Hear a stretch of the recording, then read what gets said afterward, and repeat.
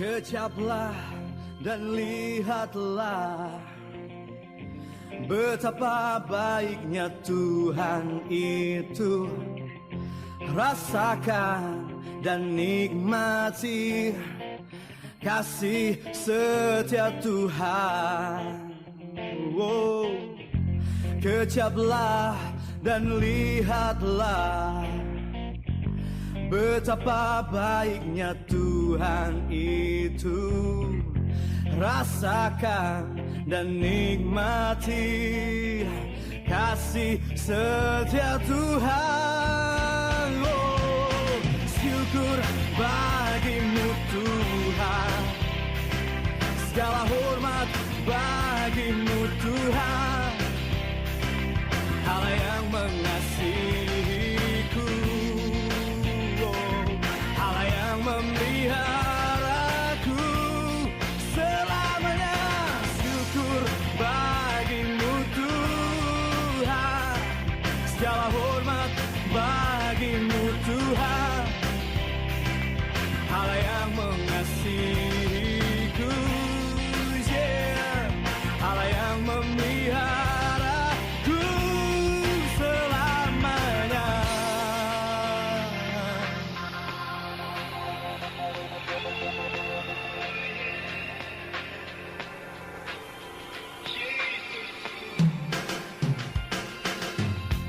Kecaplah dan lihatlah betapa baiknya Tuhan itu. Rasakan dan nikmati kasih setia Tuhan. Syukur bagimu Tuhan, segala hormat bagimu Tuhan, Allah yang mengasihiku,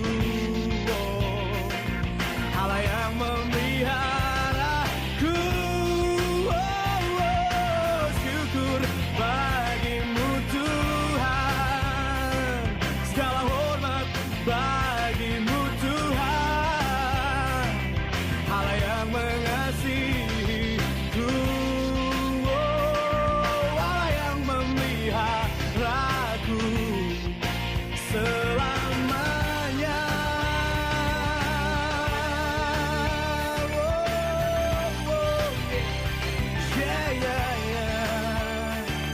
Allah yang mengasihiku, Allah yang memeliharaku.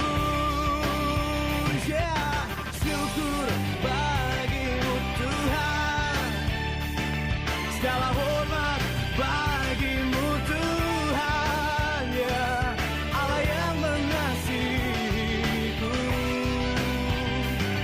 Allah yang memeliharaku selamanya. Selamanya, selama-lamanya. Allah yang mengasihiku, Allah yang memeliharaku untuk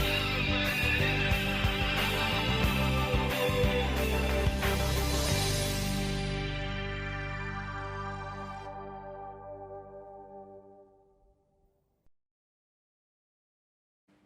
Shalom, senang sekali berjumpa di dalam OBS malam hari ini di Online Bible Study. Dan puji Tuhan, tema kita hari ini Dead Zone, ya. Ada zona mati. Apa maksudnya zona mati atau zona kematian? Tapi sebelum melangkah lebih jauh, mari kita akan berdoa meminta hikmat Tuhan turun supaya kita tidak hanya rindu belajar, mengerti perkataan firman, tapi juga kemudian memahami, menjadi daging dalam kehidupan kita, sehingga kita menjadi pribadi yang bisa sesuai dengan perkataan firman yang kita belajar di Online Bible Study hari ini. Mari kita akan berdoa. Tuhan berkati setiap sahabat-sahabat OBS yang join malam hari ini. Biar berkat Tuhan mengalir, kasih setiap Tuhan turun, dan setiap kami mengerti perkataan firman yang akan memberkati setiap kehidupan kami. Perkataan ini menguatkan, memulihkan kami yang kami percaya datang daripada Tuhan sendiri. Berkati semua sahabat, urapi hamba-Mu, sehingga pengajaran datang dari Tuhan membenahi kehidupan kami, menunjukkan jalan-jalan terbaik atas kehidupan kami. Dan kami tahu Tuhan setia, Tuhan menopang, Tuhan menguatkan kami, dan hamba menyerahkan seluruh teman-teman OBS sehat kuat dalam nama Tuhan Yesus Kristus. Haleluya. Amin. Wow. Puji nama Tuhan. Hari ini kita memasuki Efesus pasal yang kedua. Wow. Dan bulan ini, bulan Maret ini bulan luar biasa, saudara ya. Karena di bulan Maret tahun lalu lah mulai, saudara ya, mulai ada live service atau IG live yang saya lakukan. Jadi hampir setahun nih, puji Tuhan, ini sudah ada puluhan puluhan tayangan di IGTV yang teman-teman bisa belajar baik melalui OBS online Bible Study maupun Shape Program. Dan bahkan memang ada hari Minggu, tadinya ada SOS Sunday online service, cuman kemudian karena sudah mulai ada jadwal onsite pelayanan hari Minggu, jadi akhirnya saya tidak bisa bersama dengan saudara di Sunday online service. Tapi hari ini kita masih bisa di OBS ya, walaupun tidak secara live ya, karena belum bisa live lagi saudara ya. Tapi saya percaya tetap Anda akan diberkati ketika belajar OBS. Nah, hari ini mari kita akan membaca bersama-sama dalam Efesus pasal 2 ayat 1 sampai ke 3. Saudara bisa lihat saudara ya di layar atau di HP suci saudara atau kitab suci saudara ya. Kamu dulu sudah mati karena pelanggaran-pelanggaran dan dosa-dosamu. Kamu hidup di dalamnya karena kamu mengikuti jalan dunia ini, karena kamu menaati penguasa kerajaan angkasa, yaitu roh yang sekarang sedang bekerja di antara orang-orang durhaka. Sebenarnya dahulu kami semua juga terhitung di antara mereka ketika kami hidup di dalam hawa nafsu daging dan menuruti keinginan daging dan pikiran kami yang jahat. Pada dasarnya kami adalah orang-orang yang harus dimurkai sama seperti mereka yang lain. Dan perhatikan di pelajaran kita sebelumnya ketika Paulus menggunakan kata kamu dan kami, sedang menunjukkan tentang kamu yaitu orang Yunani, orang non-Yahudi khususnya, dan kami orang Yahudi. Yang di sini kita perhatikan bahwa Paulus menunjukkan bahwa bahkan orang Yahudi sekalipun, teman-teman sebangsanya, mereka pun hidup mengerikan ketika tanpa Kristus masuk satu area namanya dead zone, hidup yang area kematian, saudara ya, karena hidup di luar Kristus. Sekali lagi tidak hanya bagi yang non-Yahudi, tetapi juga orang-orang Yahudi. Nah, kita melihat bahwa kamu dahulu sudah mati, ya saudara ya, karena pelanggaran dan dosamu. Ini menarik ya, kata pelanggaran dan dosa. Nah, kata pelanggaran, Paulus menggunakan sebuah kata yang cukup terkenal, namanya yaitu paraptoma. Saudara, kata pelanggaran itu dari kata namanya paraptoma. Nah, paraptoma itu arti harafiahnya berarti dia tergelincir atau jatuh. Nah, istilah ini sebenarnya menggambarkan seseorang yang kehilangan arah atau jalannya tersesat, saudara ya. Dan juga bisa berarti orang ini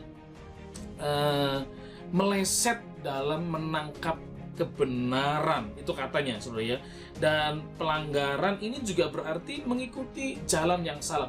Selalu kalau bicara kata jalan, itu bicara tentang, bagi orang Ibrani, pengertian jalan tidak hanya bicara harafiah atau hurufiah tentang literal tentang jalan, tapi bicara tentang gaya hidup. Jadi ada kata praptoma itu berarti jalan, mengikuti jalan hidup atau gaya hidup yang salah, meskipun sebenarnya kita dapat mengikuti jalan yang benar. Jadi mereka sebenarnya tahu ada jalan yang benar, tapi kemudian tetap mengikuti jalan hidup yang salah. Nah, Paulus sedang beritahu bahwa kamu dan kami, gitu, non-Yahudi maupun orang Yahudi yang sebangsa yang mengerti hukum Taurat, tetap mereka mengikuti atau menyimpang dari jalan yang benar, atau jalan kesalahanlah yang mereka ikuti, walaupun ada kebenaran yang mereka tahu. Dan mungkin hari ini ada dengan saya juga sedang mengalami masa ini ya, paraptoma. Nah, kemudian dia juga menggunakan sebuah kata, yaitu kata namanya pelanggaran dan dosa. Nah, kata dosa menggunakan kata yang juga terkenal, namanya adalah hamartia, saudara ya. Nah, kata hamartia ini berarti kata di mana orang itu atau perburuan sedang melakukan perburuan tetapi kemudian meleset atau kayak anak panah gitu ya, diarahkan ada lingkaran-lingkaran tapi meleset dari titik sasaran begitu ya. Jadi kata hamartia ini adalah kegagalan untuk mencapai sasaran kehidupan. Nah, dosa membuat orang gagal mencapai sasaran kehidupan. Itu diingatkan kisah ketika Adam dan Hawa, kalau Anda ingat ya, bahwa diberikan satu perintah sederhana tapi mereka gagal tidak mencapai apa yang Tuhan mau, apa yang Tuhan sasarkan dalam kehidupan begitu ya, sehingga menjadi orang yang berdosa, calon penghuni neraka begitu. Nah, hamartia sekali lagi adalah berarti kegagalan dalam mencapai tujuan hidup kita yang sebenarnya dan yang seharusnya dapat kita capai. Itu kata hamartia. Nah, kalau gitu pada zaman kita sekarang, loh, apakah saya masih bisa paraptoma atau hamartia, meleset atau gagal atau mengikuti jalan yang salah? Bisa jadi, saudara. Memang bicara dosa dan pelanggaran tidak hanya pembunuhan,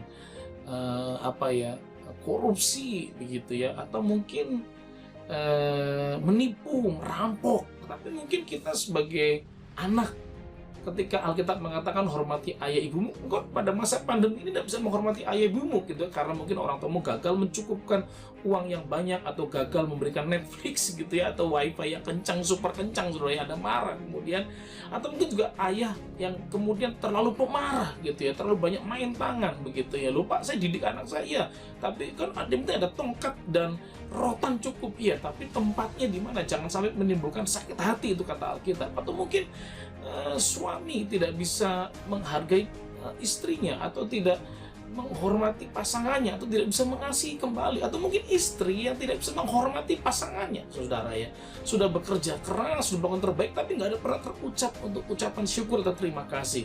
Atau mungkin bawahan, saudara ya, Anda sebagai seorang pekerja meleset dari apa? Bahwa apapun juga yang aku lakukan seperti untuk Tuhan, bukan untuk manusia. Dan kita meleset dari sana, sehingga kita kalau sudah bosnya baik, bosnya pengertian, nggak pernah oke, mungkin bosnya juga salah, sebenarnya nggak memeriksa saudara, saudara mulai main-main, saudara mulai nggak sungguh-sungguh, saudara mulai akhirnya seenaknya sendiri, juga bos saya nggak akan marah kalau saya lupa-lupa dikit, jadi kita akan tanggung jawab. Atau mungkin jadi pemimpin, ada nggak pemimpin yang salah? Ada juga, saudara ya, yang kemudian memanfaatkan tenaga pekerjanya dengan tidak baik. Atau juga mungkin sebagai pemimpin Anda menindas orang kemudian gitu ya, atau mungkin jangan-jangan kita nggak pernah berterima kasih kepada orang-orang yang kita pimpin. Tanpa sadar ya, kita ada di paraptoma dan hamartia, saudara. Lewat mungkin kehidupan kita, lewat perilaku kita, Bapak Saudara yang dikasihi Tuhan Yesus. Bapak Ibu yang dikasihi Tuhan Yesus, kita menyadari bahwa dosa ini sudah mendarah daging. Sudah, bahkan kalau mengikuti pemahaman yang lebih umum, bahwa bayi ketika lahir sudah membawa bibit, saudara, bukan bibit warisan dosanya, tapi kecenderungan berbuat dosa, melesetnya itu sudah ada, saudara. Nah, jadi dosa ini berarti adalah membuat kita gagal mencapai sasaran. Padahal sasarannya adalah kita mencapai dekat dengan Allah, tinggal dengan Allah, bersama dengan Allah. Tapi kita memasuki zona kematian, saudara ya. Tidak hanya mati nanti katanya, bahwa setelah makan itu kamu akan mati, nanti masuk neraka, tapi juga mati komunikasi kita, mati hubungan. Jadi kalau kita perhatikan, ternyata manusia mengalami kegagalan untuk menghayati hidup yang sesuai dengan hakikatnya. Tapi dikasih Tuhan Yesus, Paulus seperti mengingatkan kepada Anda dengan saya bahwa manusia, bahkan manusia modern hari ini pun masih mengalami kegagalan dalam kehidupannya. Kegagalan-kegagalan yang membuat mereka atau Anda dengan saya baru percaya Tuhan. Mungkin ketika Anda jadi orang Kristen juga, jangan-jangan jabatan di gereja jadi persoalan. Jangan-jangan ketika Anda diberikan kepercayaan melayani, kita juga masih paraptoma dan juga hamartia, melenceng, saudara ya. Pelanggaran melenceng yang membuat akhirnya apa yang Tuhan mau kehendaki dalam pelayanan lebih baik menjadi tidak baik. Bagaimana mungkin kita akhirnya saling melukai di pelayanan tanpa sadar, ngomongin orang lain, saudara ya, ngomongin pekerja lain, gak suka kok dia lebih disayang sama pemimpin, atau pemimpin juga gak mau cover dengan baik, saudara. Nah, Paulus berbicara mengenai orang-orang yang mati di dalam dosa. Nah, apa artinya, sudah kalau kita perhatikan di sini? Apa artinya Paulus ketika dia berbicara orang-orang yang mati di dalam dosa? Sementara orang mengartikan bahwa hidup tanpa Kristus adalah hidup dalam dosa, maka hidup yang demikian itu kelak akan membuahkan kematian jiwa. Ketika Kristus ada dalam jiwa kita, mungkin kita Kristen, mungkin kita melayani juga, atau bahkan di luar Kristen, apalagi Paulus mengatakan, maka itu kehidupannya mengalami kematian jiwa ketika di luar Kristus. Dead zone, perasaannya, keinginannya, pikirannya, perbuatannya mengarahkan kepada kematian, egois, keinginan diri sendiri, kemauan diri sendiri, kemenangan diri sendiri, sampai melupakan kasih, kepedulian pada orang lain. Apalagi di tengah pandemi ini, saudara, kita akan mungkin lebih banyak ngomong, ya Pak, kalau saya tidak perhatikan diri saya sendiri, siapa yang peduli sama saya? Kalau saya banyak ngasih ke orang, siapa yang ngasih ke saya? Kalau saya banyak mendoakan orang, siapa yang doain saya? Kalau saya minta berkat buat orang, yang minta berkat buat saya siapa? Bapak Ibu yang dikasih Tuhan Yesus, sahabat-sahabat UBS yang luar biasa. Kalau kita perhatikan, ternyata ada 3 hal yang menunjukkan bahwa pengaruh dosa itu mematikan. Pertama adalah dosa itu memusnahkan kemurnian, saudara. Ketika kita melakukan atau berdosa, sebenarnya ketika kita melakukan pelanggaran gitu ya, atau tidak sesuai begitu, ngomongin orang lah begitu ya, atau kita mungkin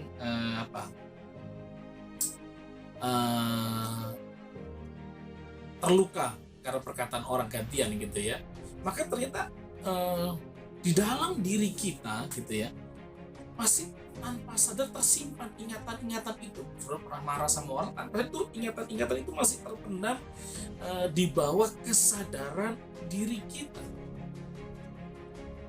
Itu berarti bahwa dosa selalu meninggalkan kesan yang permanen dalam diri kita. Sehingga ketika dosa itu datang gitu ya, kita, atau kemarahan, luka itu datang, kecewa, misalkan saya lagi dikecewain seseorang gitu ya, maka tanpa saya sih mau mengampuni, tapi saya mau baik begitu, tapi dosa itu buat akhirnya ketika melihat orang itu di alam bawah sadar saya atau kita semua, akhirnya kita bertindaknya, aduh kalau bisa jangan ketemu dulu deh gitu ya, atau ada nggak pintu yang lain begitu ya, atau aduh kok sayanya nggak nyaman ya ada dia ya, kita kayak gerah, padahal tadinya sama dia kita nggak pernah ada masalah. Nah, dosa itu menjadi persoalan, memusnahkan kemurnian, sudah. Bahkan anak kecil pun ketika dia menjatuhkan barang, pecah, dan dia nggak berani ngomong, dia berbohong, maka sudah memurnikan kepolosan dalam dirinya, kemurnian di dalam dirinya, dan kebahagiaannya mulai hilang karena ada ketidakmurnian di sana, sudah. Kalau dibilang apa istilahnya ya? Kebahagiaan masa kanak-kanak yang kepolosan, kemurnian, atau masa remaja yang menarik itu mulai hilang, saudara. Perlahan-lahan mulai lenyap kemurnian itu, saudara. Nah, yang kedua, bahwa dosa yang dimaksud oleh Paulus itu ternyata memusnahkan cita-cita. Memusnahkan cita-cita, maksudnya apa begitu ya? Nah, kalau kita perhatikan, saudara ya, setiap dosa yang telah terjadi akan mempermudah terjadinya dosa berikutnya lagi, saudara. Awalnya ketika kita salah, aduh kita nggak enak, kita nggak nyaman. Tapi ketika terus terjadi, bisa menjadi deg-degannya hilang, kecemasannya hilang, saudara. Tadinya kita bercita-cita luhur, baik, luar biasa, hebat, kita akan menjadi orang yang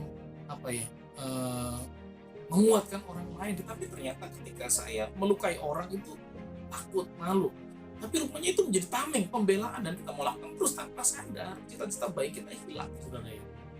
Dosa bisa menghancurkan masa depan.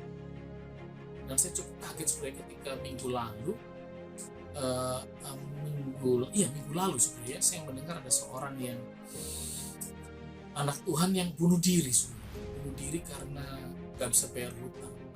Wah, ini benar anak Tuhan luar biasa. Nah, berarti kan dosa akhirnya merasuk dalam pikiran, merasuk dalam jiwa, merasuk dalam mimpi-mimpi kita, sehingga akhirnya membuat diri kita tidak lagi melihat masa depan terbaik yang Tuhan siapkan bagi kita.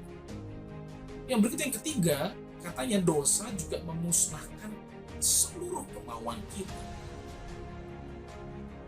Artinya begini,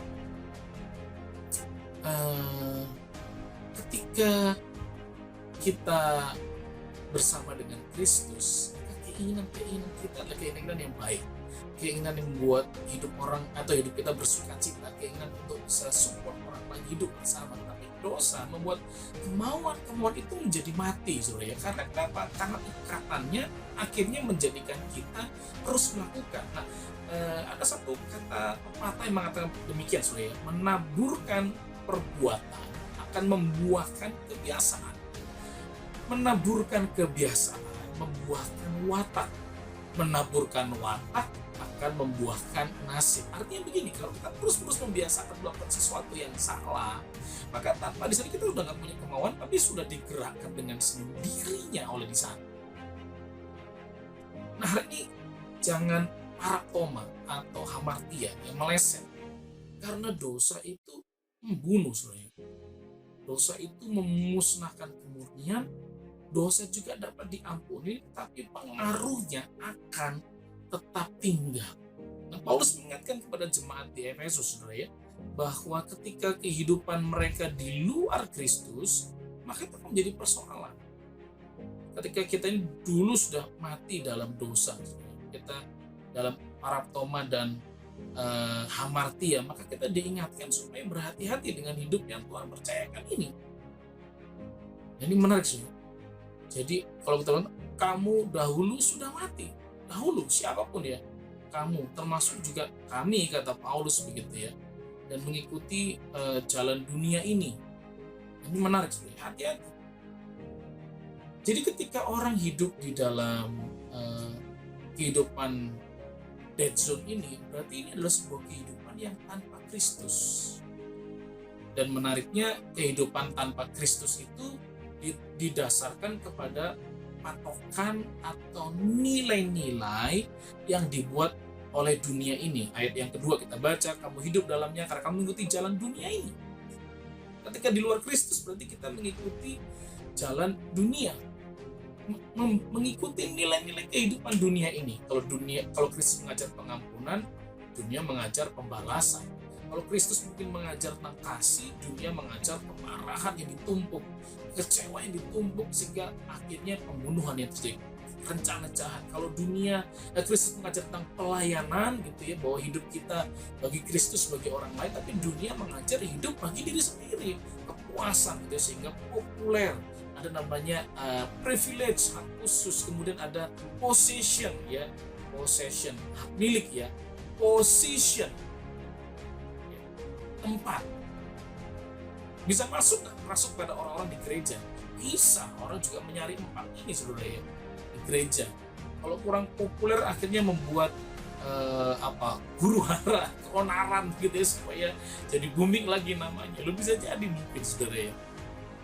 Dunia, nilai dunia, pusatnya berbeda. Teman-teman dikasih Tuhan Yesus, pusat dari hidup secara duniawi tentunya adalah diri kita sendiri. Sementara pusat ketika hidup dalam Kristus, sekali lagi kalau di luar Kristus duniawi, pusatnya diri sendiri. Tapi kalau di dalam Kristus, pusatnya tentu adalah bukan kita, tapi pusatnya adalah Kristus, hidup bagi Kristus dan orang lain. Ini menarik, sudah berbeda sekali. Motivasi hidup duniawi adalah keuntungan, sementara motivasi hidup dalam Kristus adalah hasrat untuk melayani. Nah, ciri kehidupan tanpa Kristus juga diperintah oleh penguasa-penguasa dunia ini, saudara. Nah, pada zaman hari itu, tentu kalau bicara penguasa dunia, mereka mengenal setan, saudara ya. Pada zaman Paulus ya, jadi dikenal itu di Efesus, dan peradaban Timur Tengah atau Asia kecil hari itu tentang dunia roh, dunia setan itu sangat dikenal. sehingga perdukunan, penyembahan berhala sesuatu yang mereka sadari, begitu, mengerti sekali, begitu, bahwa bahkan kata Pitagoras bahwa dunia ini, alam semesta ini penuh dengan roh-roh, dan bahkan Philo mengatakan roh-roh itu berterbangan kemana-mana dalam alam semesta. Jadi penguasa dunia ini, bicara penguasa betul roh jahat, saudara ya. Jadi menyebar luas. Nah, hati-hati, jangan-jangan di rumah Anda yang gelap-gelap. Kalau zaman kita, saudara ya, kalau timur ya, oh filmnya Indonesia itu ngeri-ngeri, saudara ya, kalau mau tiba-tiba mungkin pantai laut selatan, gitu ya, di semak-semak tuyul keluar gitu ya, atau kuntilanak, kayak gitu-gitu, semua dikuasai. Tapi tentunya kalau kita zaman modern sekarang, ketika bicara tentang penguasa-penguasa dunia, tidak hanya bukan bicara tentang pemerintahan negara, bukan soalnya, tapi bagaimana kuasa gelap kemudian memberi nilai-nilai hidup tanpa disadari, gitu ya. Baik itu mungkin apa ya sekarang istilahnya itu, apa namanya, misalkan ya, kehidupan rumah tangga yang bermasalah, saudara ya, atau konsumerisme, betul ya, konsumerisme, saudara ya, atau juga mungkin kehidupan yang modalitas ya, segala itu apa istilahnya, bukan modalitas mungkin ya, tapi kemakmuran gitu ya, semuanya harus ada apa ya, modal, harus punya sesuatu gitu ya. Atau juga di zaman kosmo ini, saudara ya, postmodernisme, nah itu, saudara ya, nah itu zaman-zaman dimana pemikiran dunia ini dikuasai, sebenarnya dikendalikan, menurut saya tidak hanya karena filosofi atau filsuf atau nilai orang, tapi juga mungkin iblis atau kuasa jahat mengendalikan nilai-nilai ini tanpa disadari orang mengikuti, apalagi dengan gadget hari ini, dengan tiktokers, youtubers, selebgram, saudara sebutnya facebooker, saudara ya, apapun itu yang membuat orang kemudian nilainya mengikuti, saudara. Dulu kalau saya ingat dulu ya, kalau film-film zaman dulu orang ditembak mati itu terus nggak ketahuan, soalnya nggak kelihatan, nggak dikelihatan tunjukkan. Sekarang kejam sekali ditunjukkan ya, orang kepala ditembak dor, ada yang pecah begitu, atau tembus pelurunya diliatin, nilai-nilai kekejaman itu dipertunjukkan. Perceraian yang dulu abu nilainya, sekarang sepertinya diokein, jadi diizinkan, ditunjukkan, diumbar begitu ya. Nilai-nilainya penguasa dunia ini menguasai. Apa itu ciri kehidupan tanpa Kristus? Yaitu ditandai oleh ketidakpatuhan, saudara. Banyak cara yang Allah gunakan untuk menyatakan kehendaknya dalam kehidupan manusia. Contohnya, satu lewat hati nurani yang bisa mendengar suara Roh Kudus. Yang kedua, atau mungkin manusia diberikan kebijaksanaan, cara berpikir ya, manusia diberikan hikmat, bukan seperti binatang yang hidup dengan intuisi begitu ya, tapi manusia bisa menilai sebenarnya mana baik, mana enggak, tangan kiri, tangan kanan katanya. Juga mungkin melalui nasihat-nasihat yang diberikan oleh orang-orang yang baik dan saleh, tetapi manusia ternyata hidup tanpa Kristus itu jalan sendiri. Khususnya Anda anak muda, ayo yang muda di sini ya, Bapak Ibu yang punya anak, Anda tahu betapa susahnya kadang-kadang mengajar anak-anak muda, karena this is my life gitu ya, simplicity, simple hidup ini begitu ya. Yang penting sukses, yang penting kaya, diberkati, caranya dapat terserah, akhirnya menyerahkan hidup kepada kepalsuan, kepada seks gitu ya, atau kepada sejumlah uang atau pangkat saja, tapi nggak punya nilai-nilai kebenaran. Nah ini hidup di luar Kristus, akhirnya orang nggak patuh, saudara. Tapi saya percaya dengan kita OBS, kita belajar patuh, mulai koreksi diri sendiri. Roh Kudus bicara, ada nasihat orang yang sekitar kita yang baik, yang diurapi Tuhan, yang mengingatkan, dan termasuk di OBS ini kita juga diingatkan. Saya pun juga akan melihat lagi, diingatkan di IGTV-nya, saudara ya. Apa itu ciri kehidupan tanpa Kristus? Adalah kehidupan yang dikuasai oleh hawa nafsu, saudara ya. Nah, kata hawa nafsu menggunakan kata bahasa ini namanya epitumia, yaitu keinginan untuk hal-hal yang buruk dan terlarang. Kalau hidup ini kita serahkan kepada hawa nafsu, maka pastilah hidup ini hanya menuju, ya, betul sekali Pak Henry, betul Pak Henry ya, ada Bu Lilis ya, betul ya, dari King Photo. Haleluya, yaitu apa? Menuju kehancuran. Seringkali tanpa sadar orang sekarang mengumbar kemarahan ya, di jalanan kita bisa, wah, nafsu marahnya muncul, nafsu berkelainya muncul ya, nafsu melanggar ya. Saya berapa kali tuh mau pasang status ya, cuman batal-batal mulu, lupa mulu saya. Tiap kali saya tinggal di Jakarta, Bapak Ibu, Bapak Ibu Saudara yang mengikuti OBS memang datang dari berbagai kota di Indonesia, di Jawa, bahkan Sumatera, Kalimantan, Sulawesi, bahkan Papua, atau teman-teman di Bali, NTT, NTB, Saudara ya. Dan juga dari luar negeri. Nah, pada waktu saya masuk Jakarta tahun 97, Saudara ya, tinggal mulai stay di Jakarta, menetap ya. Bukan seperti waktu kecil dulu di Kemayoran, di Gangkran dulu saya pernah umur 6 sampai 7 tahun, Saudara ya. Setahun saya pernah tinggal dengan kakak saya di sana, tapi menetap itu 97, Saudara ya. Dulu orang tuh jalan tuh begitu teratur rapi ya, melanggar itu rasa malu, polisi juga jaga, selalu jaga tiap pagi, Saudara ya. Tapi semakin sekarang ini ya, mungkin berharap dengan adanya kamera orang jadi takut, tapi mungkin karena setelah kamera orang langgar gak pernah dikasih peringatan, hati nurani orang jadi akhirnya makin bernafsu untuk melanggar, Saudara ya. Kadang kalau saya ke jalan protokol yaitu Tamrin dan Sudirman, di mana itu menjadi wajahnya Jakarta dan Indonesia, terus melihat motor melawan arah, itu saya masih mikir, bro, sebegitukah hawa nafsu manusia demi hanya untuk supaya gampang, Saudara ya, untuk mutar aja susah, Saudara, yang melawan arah.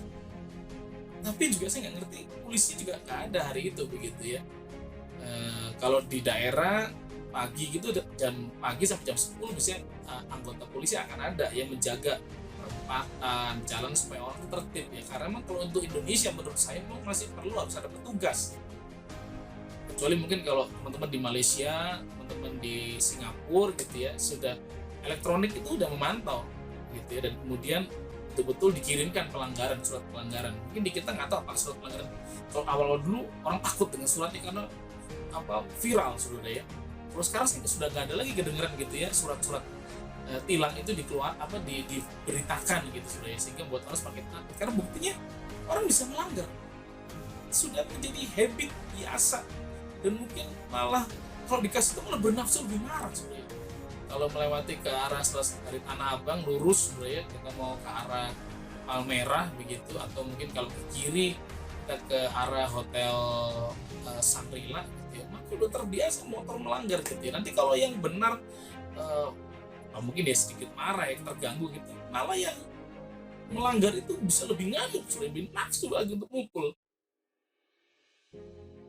Teman-teman, hidup di luar Kristus berbahaya. Karena ketika dalam Kristus Anda punya rasa malu, Anda punya dignity, Anda punya hal-hal yang berbeda. Tapi Paulus sedang menunjukkan inilah hidup di luar Kristus. Orang mengalami epitumia, hawa nafsu untuk yang buruk, Saudara. Dan kalau hidup kita serahkan kepada hawa nafsu semacam ini, maka pastilah hidup ini hanya menuju kehancuran. Rumah tangga yang hancur, negara pun akan hancur, Saudara. Perusahaan juga hancur karena semua hanya mengikuti hawa nafsu. Yang penting kaya, sukses, akhirnya korupsi. Begitu ditangkap minta maaf. Bapak Ibu yang dikasihi Tuhan Yesus, inilah salah satu peristiwa yang cukup menyedihkan, bahwa hidup di luar Kristus itu hidup yang berbahaya. Nggak ada Kristus dalam diri kita itu nggak ada seperti rambu-rambu yang baik. Hawa nafsu itu adalah tuan yang jahat.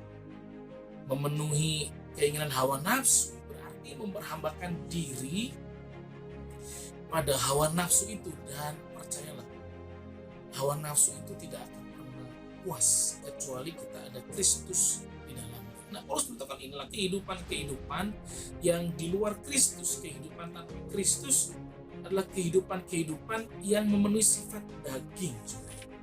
Nah, kalau kita bicara sifat daging, tentunya ini mengerikan, karena daging bagi setiap orang itu berbeda ya. Istilah sifat daging itu bagi tiap orang, atau keinginan daging itu bagi tiap orang berbeda. Dan percayalah, keinginan daging, kata firman Tuhan kita baca, di dalam hawa nafsu dan menuruti kehendak daging dan pilihan jahat, pada dasarnya kami adalah orang yang harus dimurkai. Paulus sedang berkata bahwa kata kami juga, bahkan orang Yahudi pun termasuk orang yang mengikuti keinginan daging yang patut dimurkai. Anak-anak murka, anak-anak yang tinggal dalam kemurkaan, bukan anak-anak berkat, bukan anak-anak anugerah. Nah, pengertian daging sekali lagi berbeda dari satu orang kepada orang lain. Beberapa yang lain mungkin kelemahannya adalah dengan gambar dirinya, beberapa yang lain kelemahannya dengan seksualitasnya, beberapa yang lain kelemahannya tentang kesombongan, beberapa yang menjadi pemimpin kelemahannya adalah peduli dengan orang yang dipimpin sehingga pokoknya diperas saja tenaganya begitu. Beberapa yang lain mungkin rawan tentang iri hati begitu, melihat orang lain diberkati, diperhatikan pemimpin, nggak suka ngomongin orang, saudara, dengan iri hati. Ada beberapa di antara lain mungkin kedagiannya suka berseteru dengan orang itu, kayaknya kalau direndahkan, kalau diturunkan, pengennya senang sekali berseteru, cari musuh, saudara ya. Hari ini bagaimana dengan Anda dengan saya? Dan saya berdoa, kita berbeda, saudara, kita berbeda. Hidup di luar Kristus adalah sebuah hidup yang dead zone, zona kematian, mati dalam banyak. Hari ini saya berdoa teman-teman OBS, ini saya kalau keterusan kelamaan, saudara, kelupaan, saudara ya, mengingat waktu. Tapi saya bersyukur bahwa di OBS saya pun ketika belajar seperti ditegur kembali, ditampar kembali, ditempelak kembali untuk belajar hidup lebih baik lagi. Jangan hidup di luar Kristus, hiduplah di dalam Kristus, saudara. Bagi teman OBS mungkin ada sedang sakit, percayalah Tuhan akan menolong saudara. Jangan di luar Kristus, nanti jadi kedagingan, hawa nafsu, akhirnya kekhawatiran yang muncul, pengen sembuh betul, tetapi kekhawatiran begitu kuat sehingga melupakan bahwa ada rancangan Kristus bagi setiap orang yang berbeda. Ada yang sembuh mujizat, ada yang sembuh ke rumah Tuhan, ada yang sembuh dalam proses. Setiap kita berbeda, saudara. Ada yang sembuh dalam doa, ada yang sembuh juga melalui pengobatan. Kita tidak yang tahu, tetapi bisa jadi kita di luar Kristus hidupnya untuk membuat pilihan-pilihan. Saya berdoa setiap saudara, sahabat-sahabat saya, Pastor Henry, Pastor Ruth di Surabaya, Pastor Mario di Denpasar, buat sahabat saya Rudi di Makassar ya, buat Pastor Turyono, Pastor David saya di Portugal ya, di Tegal yang luar biasa, buat Bita yang mungkin di Balikpapan, saudara ya, buat Bu Lilis di King Foto Jakarta, buat sahabat-sahabat Roni di Bandung, saudara ya, buat teman-teman Jabodetabek yang juga menjadi sahabat luar biasa, mungkin Ibu Deviana ya yang join begitu, atau mungkin siapa lagi ya sahabat-sahabat yang lain yang join hari ini dan juga nanti di IGTV. Percaya Tuhan, jangan kita hidup di luar Kristus, itu menjadi dead zone. Ayo bangun ke anak saudara, mencari Tuhan, tinggal dalam Tuhan, jangan di luar Tuhan, karena ketika kita di luar Tuhan kita masalah. Yesus tolong supaya kita hidup di dalam Kristus. Nah, hari ini sekali lagi saya berterima kasih buat sahabat-sahabat yang kita bisa sharing ya, bisa chat lewat DM atau lewat WhatsApp, saudara ya. Dan beberapa pagi ini saya berdoa bagi setiap sahabat-sahabat yang sedang kena penyakit ya, ada yang sakit, saudara ya, dan juga ada yang kanker. Ada yang kanker, karena sakit kanker Anda harus di rumah sakit, ada juga yang sedang didiagnosa, saudara ya. Tapi saya dengan keluarga terus berdoa buat saudara supaya kesembuhan terjadi. Ada di antara saudara yang juga sedang bergumul untuk keluarganya, untuk pekerjaan dan usahanya dan toko, dan juga untuk pernikahan, dan juga untuk baby ya, kerinduan untuk punya Tuhan izinkan ada kehamilan dan lahir anak di keluarga. Kami juga terus berdoa supaya Tuhan menolong saudara ya. Ada yang berdoa buat usaha barunya, startup, Tuhan menolong saudara. Ini doa kami, doa saya, Tuhan berkati saudara. Dan juga saya berterima kasih sekali lagi, saya datang mesti ngomong apa, tapi saya begitu terharu, saya nangis sama Tuhan. Saya bilang, Tuhan terima kasih, di saat kami membutuhkan pembiayaan, ternyata Tuhan kirim ada sahabat-sahabat yang memberkati kami secara finansial. Sekali lagi terima kasih buat gerakan hati saudara yang digerakkan Tuhan, sekali digerakkan Tuhan, dan itu betul-betul memberkati pelayanan kami. Dan kita berbagi juga kepada hamba-hamba Tuhan di daerah dengan apa yang Anda salurkan kepada kami. Dan hari ini saya mengajak setiap saudara untuk percaya kepada Tuhan, tetap mengasihi Tuhan, tinggal dalam Kristus yang menjadi kekuatan bagi Anda dengan saya di tengah pandemi ini. Dan biar OBS hari ini dead zone, tidak Anda masuki area sana, tapi live zone ya, zona kehidupan itu yang kita akan lewati. Dan mari kita akan berdoa minta pertolongan Tuhan, kasih setia Tuhan tinggal bagi kehidupan Anda dengan saya, karena di luar Kristus, sekali lagi di luar Kristus hanya ada kematian, bukan kehidupan. Dan saya berdoa Anda dalam kehidupan. Tuhan Yesus urapi setiap sahabat-sahabat mengikuti online Bible study hari ini, di mana mereka berada, apakah ada yang sakit, yang ada gejala kanker, atau mungkin sudah didiagnosa kanker, Tuhan jamah urapi di dalam nama Tuhan Yesus. Buat yang sudah menjadi survivor, buat yang sudah sukses operasinya, Tuhan juga menjamah memulihkan. Buat mama dari beberapa sahabat yang juga sedang sakit, Tuhan jamah dan urapi dalam nama Tuhan Yesus. Yang berdoa buat pekerjaan yang baru dipecat, Tuhan, yang rindu terhadap pekerjaan baru, Tuhan juga menolong mengurapi. Yang punya toko yang baru buka startup, Tuhan juga menolong dalam nama Tuhan Yesus. Perjalanan usahamu, tokomu akan diberkati oleh Tuhan karena Engkau tetap kuat, setia mengerjakan yang terbaik. Aku berdoa hari ini bagi teman-teman yang berdoa buat usahanya, tetap Tuhan tolong dijauhkan dari mara bahaya, malapetaka, gangguan, kuasa kegelapan dari orang-orang yang tidak suka. Berdoa perlindungan Tuhan turun atas kehidupan. Dan aku berdoa buat rumah tangga diberkati yang sedang bergumul dengan suami istri, sehingga seperti akan ada perceraian. Hamba berdoa, Tuhan berikan pemahaman yang baik, Tuhan kembalikan kasih yang berulang-ulang sehingga anak-anak di rumah tidak kehilangan sosok ayah dan ibu. Terima kasih Tuhan buat bangsa dan negeri ini. Terima kasih sudah mulai ada vaksin, Tuhan, tetapi bukan karena vaksin ini, kami karena Tuhan turut bekerja membawa pembaharuan buat mental, mindset, pemikiran kami di negeri ini, Tuhan, untuk tetap menjaga kesehatan sehingga kami bisa berusaha dengan baik, beribadah dengan baik, melayani dengan baik. Nama Tuhan dipermuliakan. Terima kasih buat sahabat UBS yang join, baik melalui IGTV khususnya. Tuhan juga berkati urapi mereka, dan hamba menyerahkan seluruh sahabat-sahabat UBS di dalam nama Tuhan Yesus Kristus. Haleluya, haleluya, haleluya. Dan aku berdoa bagi seorang ayah, Tuhan, yang sedang sakit dan sedang mulai agak khawatir keluarganya. Tuhan jamah, Tuhan urapi pria ini. Di bagian tubuh yang sensitif, Tuhan jamah dalam nama Tuhan Yesus. Tuhan pulihkan, sembuhkan dalam Yesus. Haleluya, amin. Tuhan berkati kita semuanya, tetap semangat, tetap maju dalam Tuhan. Dan jangan lupa hari Kamis kita ada Shape program. Ada sahabat saya juga akan join berkati saudara dengan kesaksian hidupnya. Terima kasih, jangan lupa Selasa tetap juga ada kita ya minggu depan. Shalom, Tuhan berkati.